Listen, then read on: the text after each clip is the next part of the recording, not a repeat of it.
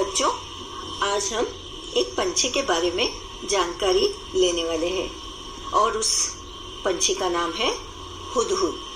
बहुत ही सुंदर कलगी वाला ये पक्षी सभी को भाता है। तो चलो आज हम मिल लेते हैं इस पंछी से। हुदहुद को कलगी कैसे मिली? एक बार सुलेमान नाम के बादशाह आकाश में उड़ने वाले अपने उड़न खटोले पर बैठकर कहीं जा रहे थे। बड़ी गर्मी थी, धूप से वह परेशान हो रहे थे। आकाश में उड़ने वाले गिद्धों से उन्होंने कहा कि अपने पंखों से तुम लोग मेरे सिर पर छाया कर दो। बच्चों, आकाश में वो जो उड़न खटोला उड़ रहा था, गर्मी के दिनों के कारण सुलेमान जी को बहुत गर्मी हो रही थी, परेशानी में थे वो। तो उन्होंने सोचा गिद्धों से अपने ऊपर थोड़ी छाया करवा ले। वैसा उन्होंने गिद्धों से कहा कि तुम लोग अपने पंखों से मेरे ऊपर छाया कर दो। पर गिद्धों ने ऐसा करने से मना कर दिया। गिद्धों ने कौन सा बहाना बनाया? उन्होंने बहाना बनाते हुए कहा, हम तो इतने छोटे छोटे हैं, हमारी गर्दन पर पंख भी नहीं है, हम छाया कैसे कर सकते हैं? अब उनका जवाब सुनकर और कोई चारा न होने के कारण सुलेमान आगे बढ़ गए। कुछ दूर जाने पर उनकी भेंट हुदहुदों के मुखिया से हुई। हुदहुद नाम का एक पक्षी है और उनके जो मुखिया थे, मुखिया से सुलेमान जी की मुलाकात हुई। सुलेमान ने उससे भी मदद मांगी। वह चतुर था। मतलब कौन? मुखिया चतुर था। उसने फौरन अपने दल के सभी हुदहुदों को इकट्ठा करके बादशाह सुलेमान के ऊपर छाया कर दी। सुलेमान बोले, मैंने गिद्धों से भी मदद मांगी थी, वे मेरी मदद कर सकते थे, पर उन्होंने मेरी मदद नहीं की। किसी पंछी से मदद की अपेक्षा करते हुए अगर वो नकार दे तो किस तरह का माहौल होता है, वैसा ही सुलेमान जी को लगा। पर यहाँ हुदहुद नाम के इस पंछी ने अपने सारे पक्षियों की मदद से, अपने ग्रुप की मदद से सुलेमान जी के ऊपर छाया कर दी। तुम गिद्धों से छोटे तो हो पर चतुर अधिक हो। तुम सबने मिलकर मेरी सहायता की है। मैं तुमसे बहुत प्रसन्न हूँ। मैं तुम्हारी कोई इच्छा पूरी करूंगा। बताओ तुम्हारी क्या इच्छा है? इस तरह सुलेमान जी ने हुदहुद से उनकी चाह पूछी कि बताओ तुम्हें क्या चाहिए। तुमने मेरी मदद की, इसके एवज में तुम जो मांगो वो तुम्हें मिल जाएगा। मुखिया ने कहा, महाराज, मैं अपने सभी साथियों से सलाह करने के बाद अपनी इच्छा बताऊंगा। मुखिया ने साथियों से सलाह करने के बाद कहा, महाराज, ये वरदान दीजिए कि हमारे सिर पर आज से सोने की कलगी निकल आए। मोर के सिर के ऊपर जिस तरह कलगी होती है, हुदहुद के सिर पर भी वैसी ही कलगी पहले नहीं थी, पर वो चाहते थे कि उसके सिर के ऊपर कलगी हो। और वो कौन सी कलगी हो? सोने की कलगी। बादशाह हंसे और बोले, मुखिया, इसका फल क्या होगा यह तुमने सोच लिया है? अभी तो तुम सोने की कलगी मांग रहे हो, पर इसका क्या नतीजा हो सकता है, इसके बारे में क्या तुमने सोच लिया है? मुखिया बोला, हाँ महाराज, मैंने खूब परामर्श करके यह वर मांगा है। सुलेमान ने प्रार्थना स्वीकार कर ली। सभी हुदहुदों के सिर पर सोने की कलगी निकल आई। लोगों ने सोने की कलगी को देखा तो वे हुदहुदों के पीछे पड़ गए। तीर से उन्हें मार मार कर सोना इकट्ठा करने लगे। हम इंसान हैं, हम सोने के लालची हैं, सभी को गोल्ड चाहिए, सोना चाहिए। तो इस तरह हुदहुद के सिर के ऊपर जो सोने की कलगी थी, उसे देखकर सभी इंसानों के मन में लालच भर आया। उन्होंने सोचा, क्यों न इस पक्षी को मारकर सोना हड़प ले। और इसकी वजह से क्या हुआ? हुदहुद पक्षियों का वंश खत्म होने को आया। तब मुखिया घबराकर बादशाह सुलेमान के पास पहुंचा और बोला, इस सोने की कलगी के कारण तो हमारा वंश ही समाप्त हो जाएगा। सुलेमान ने कहा, मैंने तो शुरू में ही तुम्हें चेतावनी दी थी। खैर, जाओ, आज से तुम्हारे सिर का ताज सोने का नहीं, सुंदर परों का हुआ करेगा। पर यानी पंख, अलग अलग तरह के पंख होंगे कलगी के रूप में। और तभी से हुदहुदों के सिर पर परों का यह ताज यानी कलगी, ताज यानी मुकुट, क्राउन, तो परों का यह ताज शोभा पा रहा है। अब हम इस जानवर के बारे में देखेंगे। कहानी तो हमने सुन ली। हुदहुद एक बहुत ही सुंदर पक्षी है। इसके शरीर का सबसे सुंदर भाग इसके सिर की कलगी होती है। जैसे कि मैंने पहले बताया, मोर के सिर के ऊपर जो कलगी होती है, मुर्गे के सिर पर कलगी होती है, इसी तरह इस पक्षी के सिर पर भी कलगी होती है। वैसे तो यह इसे समेटे रहता है, एक तरफ हो जाती है, पर जैसे ही किसी तरह की आवाज होती है यह चौकन्ना होकर परों को फैला लेता है। इस कलगी यह पूरी तरह से फैल जाती है। तब यह कलगी देखने में हूबहू किसी सुंदर पंखी जैसी लगने लगती है। पंखों जैसी, जो हम फैन होता है हवा करते हैं जिससे, उसकी तरह। इसी कलगी के बारे में तुमने अभी एक सुंदर कहानी भी पढ़ी है। हुदहुद का सारा शरीर रंग बिरंगा और चटकीला होता है। चटकीला एकदम चमकदार रंगों का, तुरंत आंखों में जिसका रंग भर आए ऐसा उसके शरीर का रंग होता है। और रंग बिरंगा एक ही रंग का नहीं, अलग अलग रंगों वाला। सफेद है, काला रंग है, और भी ब्राउन कलर होता है। पंख काले काले होते हैं जिन पर मोटी सफेद धारियां बनी होती हैं। गर्दन का अगला हिस्सा बादामी रंग का होता है। चोटी भी बादामी रंग की होती है, मगर उसके सिरे काले और सफेद होते हैं। दुम का भीतरी हिस्सा सफेद और बाहरी हिस्सा काले रंग का होता है। देखो कितने सारे रंग हुदहुद में होते हैं। और सुंदरता की नजर में तो देखो तो बहुत ही खूबसूरती इस पक्षी में भरी हुई है। चोंच पतली, लंबी तथा तीखी होती है। इस चोंच से यह आसानी से जमीन के भीतर छिपे हुए कीड़े मकोड़ों को ढूंढ निकालता है। इसकी चोंच नाखून काटने वाली नहरनी से बहुत मिलती है। जिससे नाखून हम काटते हैं उसकी तरह इसकी चोंच होती है। शायद इसीलिए कहीं कहीं इसे हमारे भारतवर्ष में अलग अलग नामों से इसे पुकारा जाता है। तो उसकी चोंच के आकार की वजह से इसे हजामिन चिड़िया के नाम से भी पुकारते हैं। हुदहुद हमारे देश के सभी भागों में पाए जाते हैं। तुमने इसे अपने घर के आसपास अपनी तीखी चोंच से जमीन खोदते हुए अवश्य देखा होगा। तो जमीन को खोदकर उसके अंदर के दूब में बैठे हुए, दूब यानी घास, तो घास में बैठे हुए कीड़े मकोड़ों को ये खा लेता है।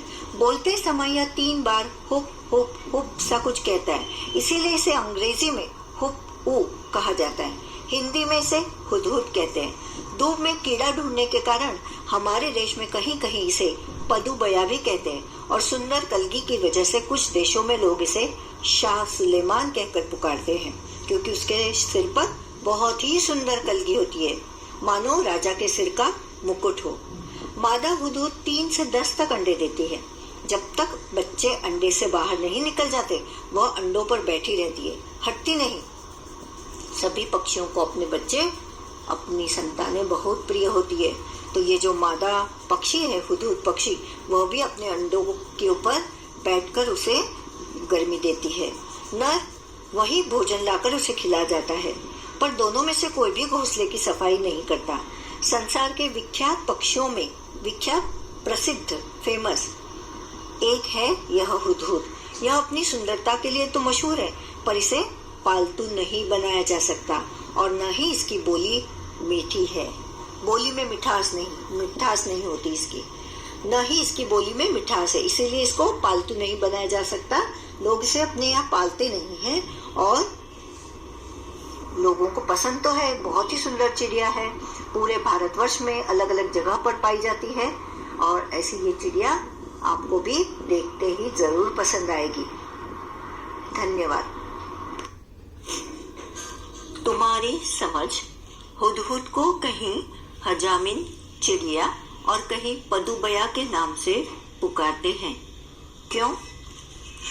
हुदहुद पंछी की चोंच नाखून काटने वाली नहरनी से बहुत मिलती है, इसलिए शायद कहीं कहीं इसे हजामिन चिड़िया के नाम से पुकारते हैं।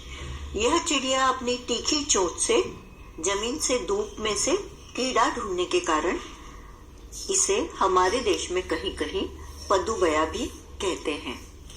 हुदहुद की चोंच पतली, लंबी और तीखी होती है। इस बात को ध्यान में रखकर बताओ वे कैसा भोजन खाते होंगे। हुदहुद अपनी पतली, लंबी और तीखी चोंच से जमीन के भीतर से कीड़े मकोड़े, रेंगने वाले कीड़े खाते होंगे। चोंच से वे क्या क्या काम ले सकते होंगे। चोट से वे दुश्मनों पर हमला कर खुद का बचाव करने के लिए भी करते होंगे। पाठ में से ऐसे शब्दों की सूची बनाओ जो पक्षियों के लिए इस्तेमाल होते हैं। जानती थी या पढ़कर मालूम हुआ, जानना चाहती हूँ और कैसे कहाँ से पता लगाऊंगी। इस तरह से 4 कॉलम दिए हैं। तो जानती थी कौन सी बातें पक्षियों के बारे में जानती थी? चोंच, आंखें, अंडे, घोंसला, पंख, कलगी। और पढ़कर क्या मालूम हुआ? हुदहुद के बारे में पढ़कर मालूम हुआ, उसके ताज के बारे में। उसे हजामिन कहते हैं, उसे पदुबया कहते हैं और उसकी आवाज को हुप हुप हुप कहते हैं और उसके इसी आवाज से उसे अंग्रेजी में हुप ऊ भी कहते हैं। अब जानना क्या चाहती हूँ कि मादा के काम अंडे देने के अलावा और कौन सा होता है और वो अपना घोंसला कहाँ पर बनाती है। फिर पता कैसे लगाऊंगा या लगाऊंगी? शिक्षकों से पूछकर या किताबों को पढ़कर। पाठ पढ़ने के बाद अपनी कॉपी में एक तालिका तैयार करो और जानकारी लिखो। ऐसा कहा है। पहचाने कैसे? अगर तुम्हें हुदहुद को पहचानने में किसी की मदद करनी है तो तुम उसे कौन सी बातें बताओगे? 4-5 वाक्यों में लिखो। हुदहुद के सिर पर कलगी होती है, जिसे तूरा भी कहते हैं, जैसे मुर्गे के सिर पर होता है। वह उसे फैला सकता है। यह पक्षी शरीर का रंग चटकीला होता है। पंख काले और सफेद धारी वाले होते हैं। चोंच पतली, लंबी, तीखी होती है। यह घास से कीड़े मकोड़े खाता है और इसकी बोली हुप हुप हुप ऐसी होती है। अब कौवे या कबूतर को पहचानने के लिए 4-5 बिंदु लिखो। यह लिखने के लिए तुम्हें इन पक्षियों को कुछ समय तक बहुत गौर से देखना होगा। कौवा, तो कौवा काले रंग का होता है, काव काव करता है। यह सब कुछ खा लेता है। इसे सर्वभक्षी पक्षी कहते हैं। इसकी चोंच नुकीली, काली और लंबी होती है। ज्यादा गहरे काले कौवे को डोम कौवा कहते हैं। और हमारे आसपास कौन से पक्षियों को हम पाते हैं? तुम्हारे आसपास कौन कौन से पक्षी पाए जाते हैं, उनके नामों की सूची बनाओ। तुम्हारे और तुम्हारे दोस्तों के घर की भाषा में इन्हें क्या कहते हैं? जिन पक्षियों के नाम तुम्हें पता नहीं है, उनके नाम तुम्हें पता करने होंगे। तो हमारे आसपास स्पैरो जिसे कहते हैं, चिड़िया यानी गौरैया, कबूतर, मैना, तोता, कौवा जैसे पक्षी पाए जाते हैं। तुमने हुदहुद से जुड़ी एक कहानी पढ़ी है। इस कहानी को बातचीत के रूप में लिखो। नीचे हमने इस बातचीत को तुम्हारे लिए शुरू कर दिया है। संवाद के रूप में लिखना है। शाह सुलेमान कहते हैं, अरे भाई गिद्ध, जरा मेरी बात तो सुनो। गिद्ध, कहिए मगर जरा जल्दी से। शाह सुलेमान जी कहते हैं, मुझे बहुत गर्मी लग रही है, क्या तुम लोग अपने पंखों से मेरे सिर पर छाया करोगे? गिद्ध, हम तो इतने छोटे हैं, हमारे गर्दन पर तो पंख भी नहीं है, हम छाया कैसे कर सकते हैं? फिर सुलेमान जी हुदहुद जी से कहते हैं, हुदहुद के मुखिया से, अरे ओ हुदहुद जी, क्या तुम इस गर्मी में हमारे ऊपर छाया कर सकते हो? छाया करने से हमें इस गर्मी से राहत मिलेगी। हुदहुद जी, मैं अभी अपने दल को बुलवाकर जरूर आप पर छांव करवाऊंगा। सुलेमान जी कहते हैं, धन्यवाद, मैं बहुत खुश हुआ तुमने मेरी मदद की। तुम गिद्धों से छोटे हो पर चतुर हो, बताओ तुम्हें कौन सा वरदान दूं? हुदहुद कहते हैं, महाराज, मैं अपने साथियों से सलाह कर आपको बताऊंगा। फिर थोड़ी देर बाद वो कहता है, महाराज हमें वरदान दीजिए कि हमारे सिर पर आज से सोने की कलगी निकल आए। बादशाह हंसकर बोलते हैं, इसका अंजाम तुमने सोचा है क्या? जी हाँ, हुदहुद के मुखिया ने जवाब दिया। सुलेमान ने प्रार्थना स्वीकार की, परंतु सिर के सोने की कलगी के कारण लोग उनके पीछे पड़ गए। उन्हें मारकर, मतलब इस पक्षी को मारकर लोग सोना इकट्ठे करने लगे। हुदहुद का मुखिया फिर से महाराज के पास आया। महाराज, हमारा वंश समाप्त होने को आया है, कुछ कीजिए। सुलेमान जी कहते, मैंने पहले ही तुम्हें चेतावनी दी थी। खैर जाओ, आज से तुम्हारे सिर पर सुंदर परों का ताज होगा।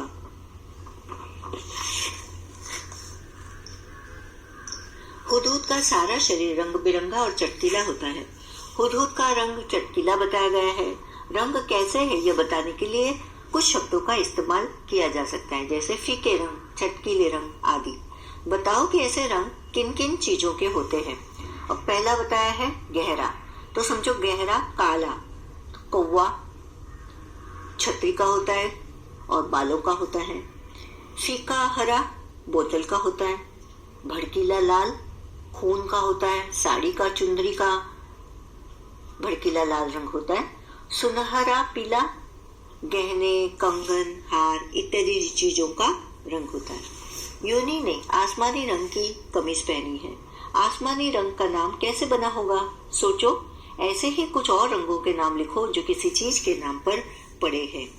तो संकेत दिए हैं फल, सब्जी, पत्तों आदि के नामों पर।